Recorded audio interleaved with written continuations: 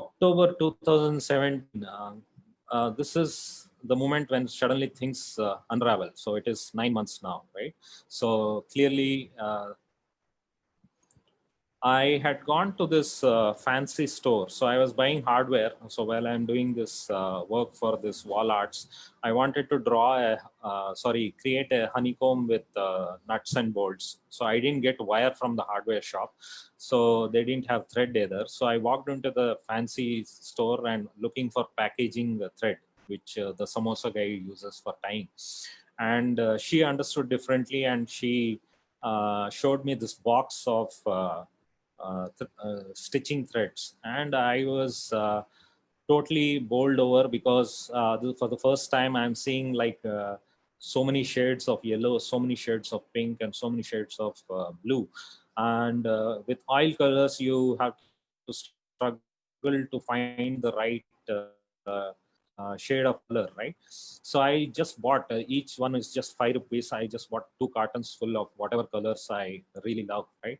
So there's a conscious attempt to say that this is my palette now, and I'm not even limited by the cost of it and the quantity of it. I can use it. So I was clearly seduced by this flowers.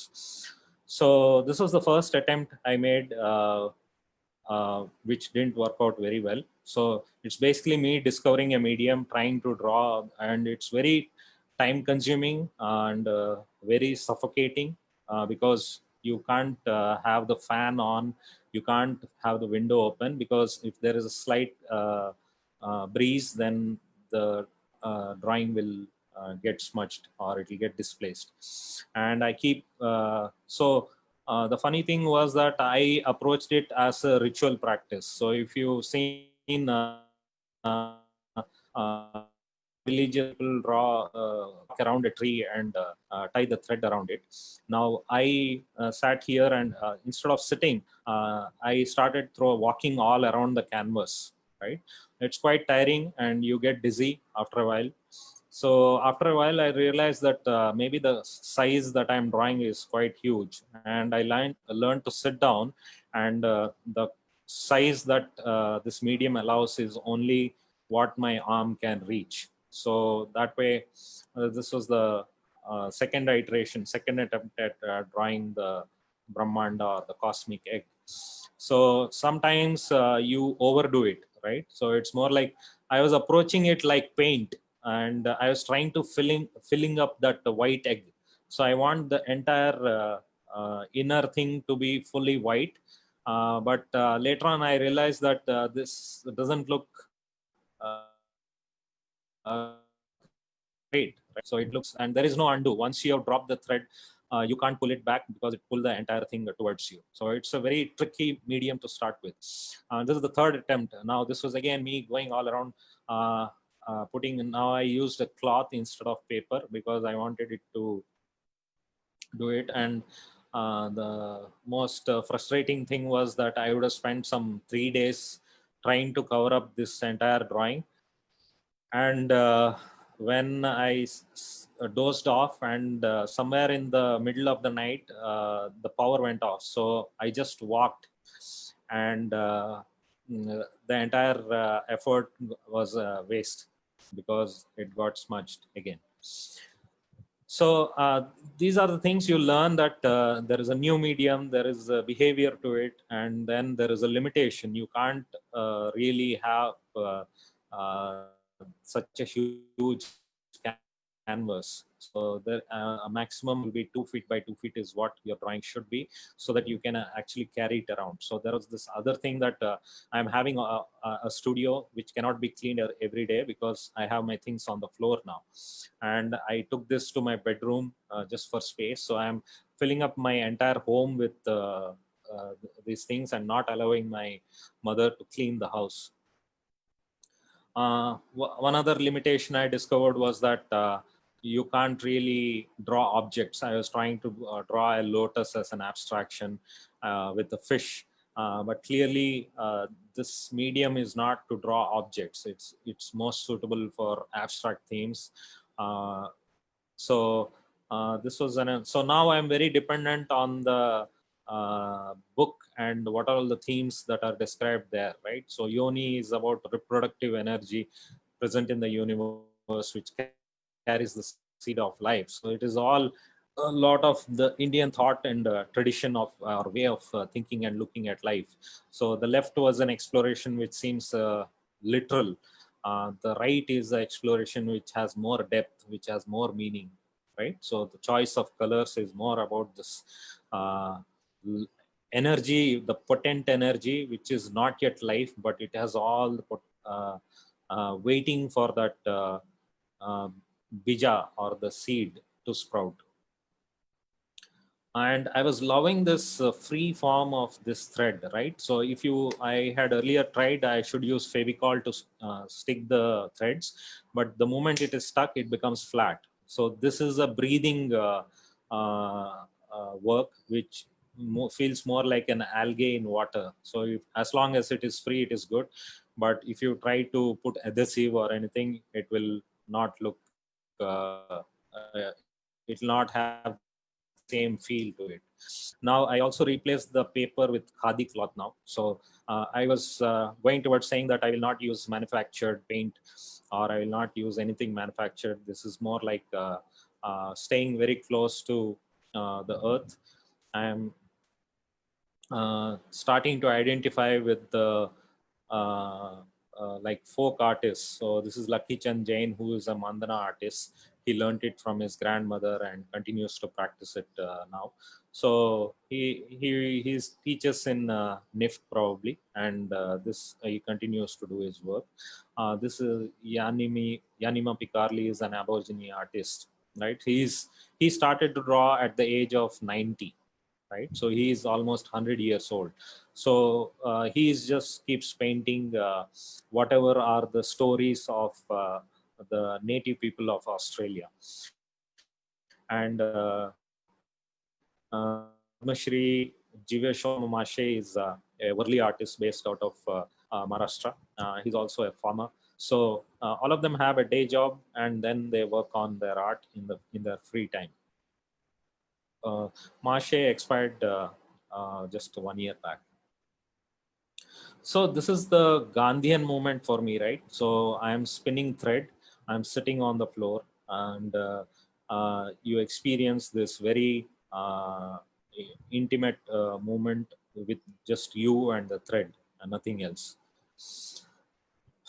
As usual, I have my co-worker, my son, who now wants to be a footballer. He's a Lionel Messi fan, but he got curious, and I gave, since I understood the difficulty of a large canvas, I gave him a small bowl and told him just use that, and he did it for probably 5 to 10 minutes, and he said it was tiring.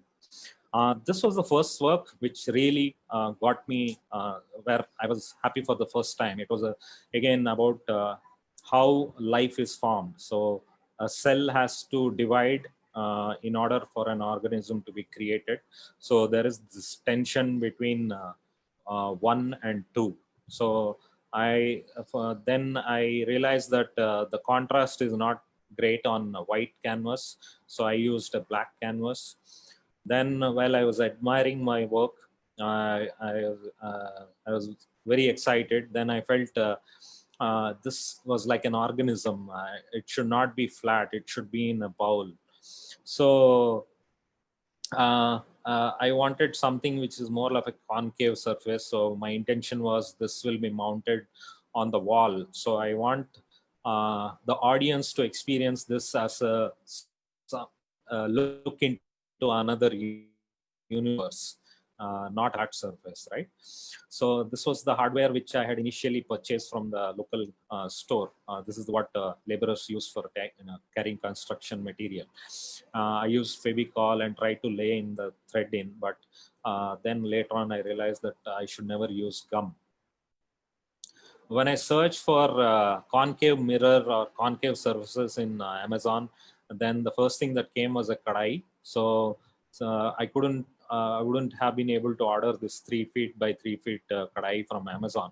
So I went to KR Market, purchased this kadai, which these people on the street use, and it doesn't cost much. It's around 2000 or 2500. So but the only thing was I had to transport it back from the city to my place, and I had a very clear thing that I need to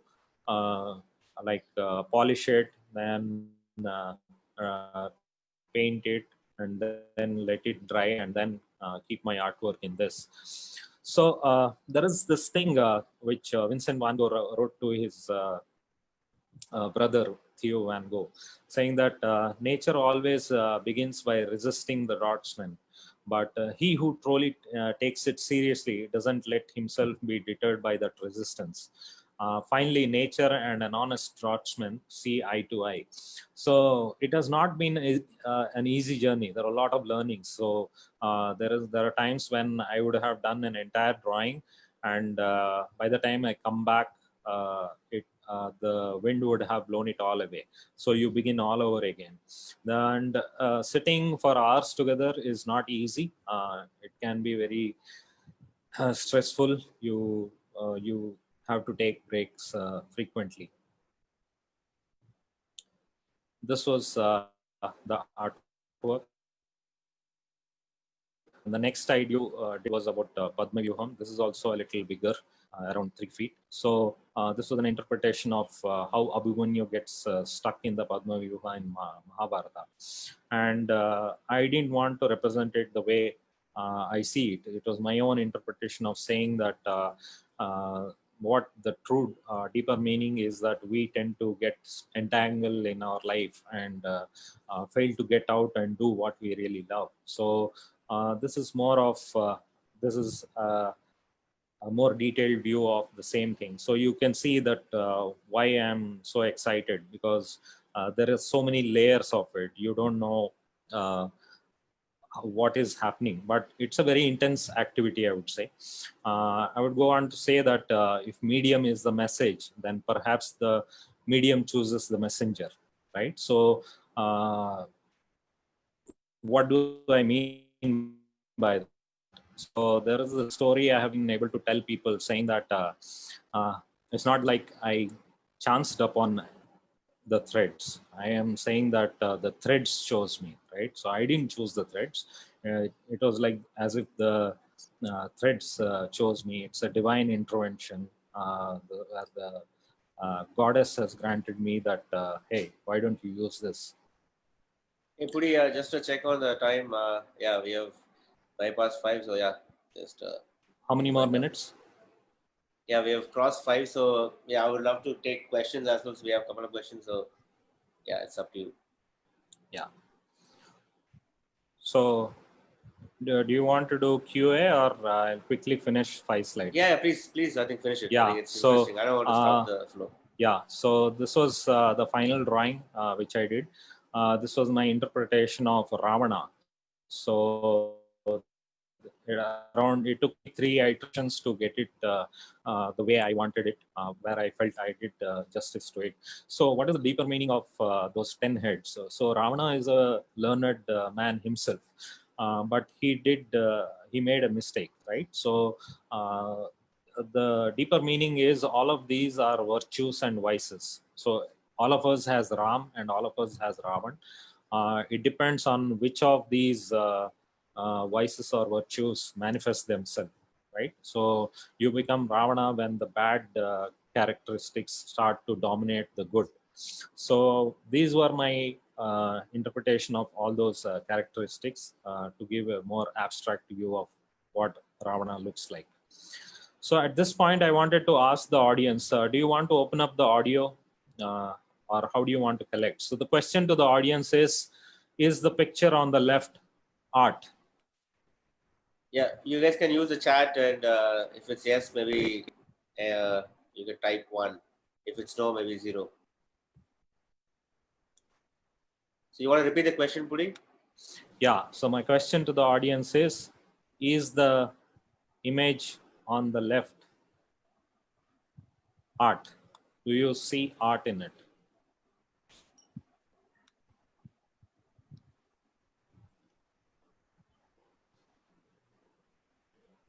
Okay. So to tell you the truth, yeah, it looks like a lot of people are agreeing it's not. Yeah, so this is a question I started to pose, saying that I was doing my work. I walk into the kitchen. I see this kadai filled with this wastewater, and for some reason I saw art in it. Right, so I placed it and just took a photograph.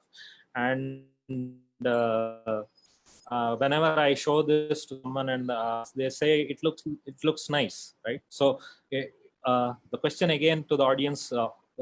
Image on the right, do you think it is art?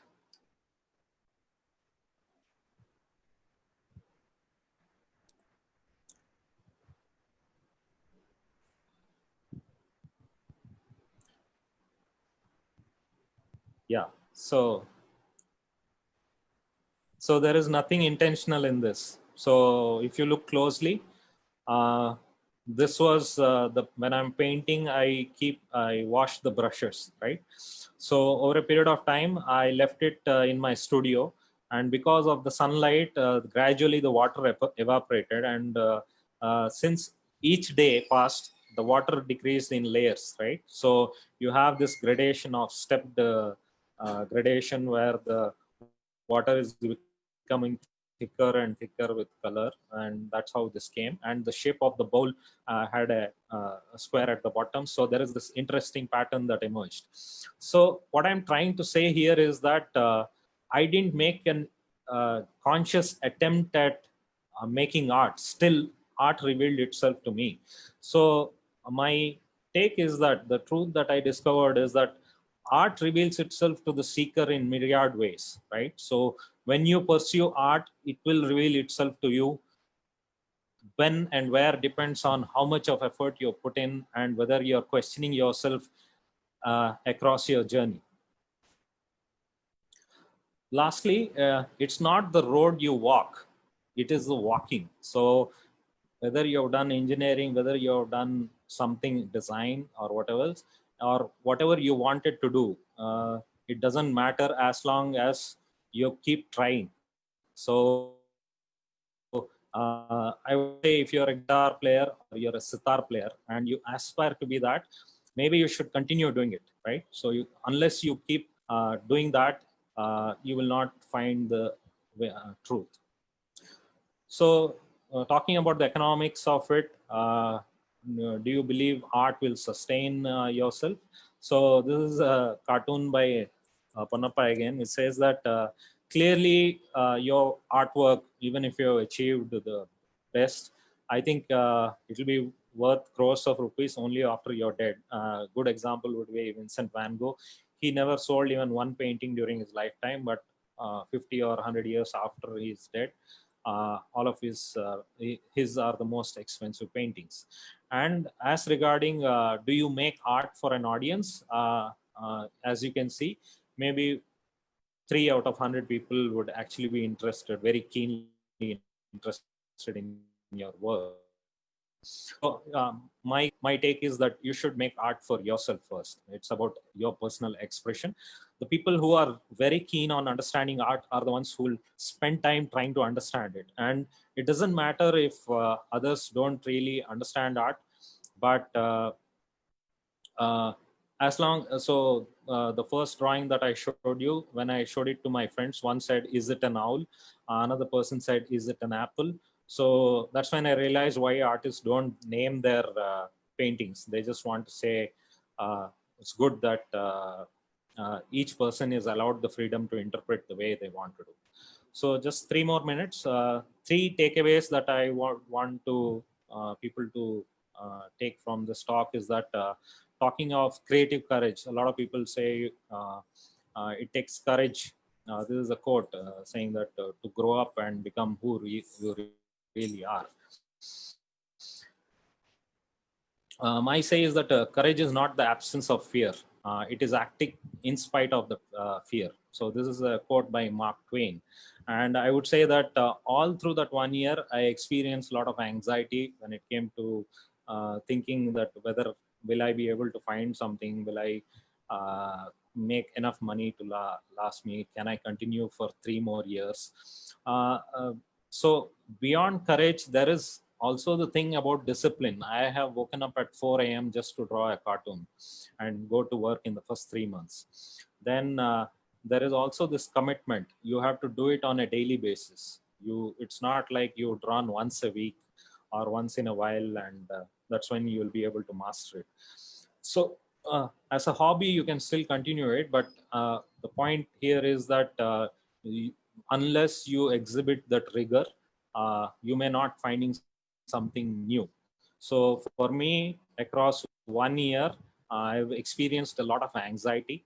So there is this favorite dialogue of Khader Khan in Muqaddar Ka Sikandar. So it says, जिंदा है वो जो मौत से टकराते हैं, and I underline टकराते हैं because it's not about dying, it's about having the ability to embrace struggle, right? So a lot of us get comfortable after we are at the later stages in life, but I would say that you should still keep trying whatever you wanted to do.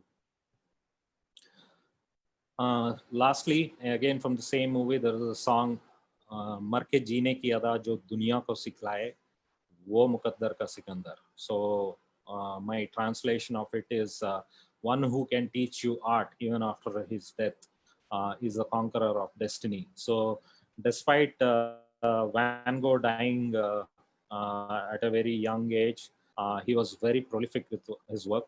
It is very unfortunate that he didn't taste success, or he had a very tragic life. But if you look at his paintings, there is a lot that you can learn from. So get busy, and when you have something interesting, don't hesitate to stand up and show it to the rest of the world. Thank you.